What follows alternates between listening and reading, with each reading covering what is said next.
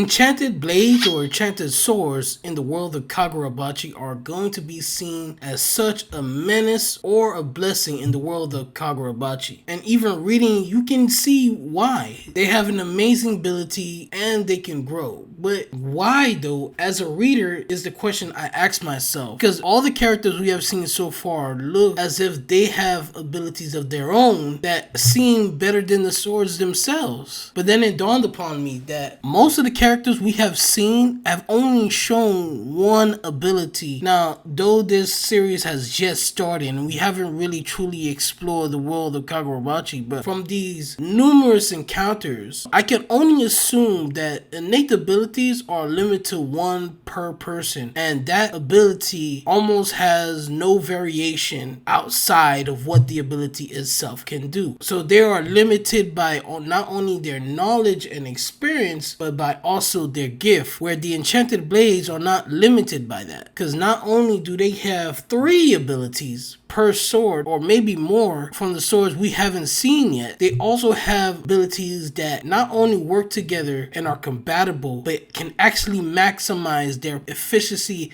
and potency. As we see from Chihiro's sword abilities to have 3 abilities. 1, to absorb attacks. 2, to redirect attacks from his sword as a giant swing. And 3, an ability to give him speed. And these 3 abilities can actually work off each other, bounce ideas, and like a pinball or ping pong table, there's one ability after the other making complex variation, sort of like a timetable, or sort of like the way Naruto with his 2 kit in his entire arsenal, Shadow Clone and Rasengan, being able to maximize the efficiency of both because of these 2 tools in his arsenal, coming up with numerous variations. And I think that's the potential of what the enchanted blades are and what they can do, versus each sorcerer being born with one innate ability and having to team up with other members to maximize that ability. It explains why the fight between Sojo and the guards went the way it did, because not only did they have the entire key to stopping him, but as he grew and re-understood his knowledge of how the swords work, the sword responded to that knowledge and grew stronger with him, and the knowledge that they had became outdated and he was able to crush them. And I think that's why the enchanted swords are going to be seen as such a disaster, or a double-edged sword that they should be destroyed and shouldn't be in anyone other hands.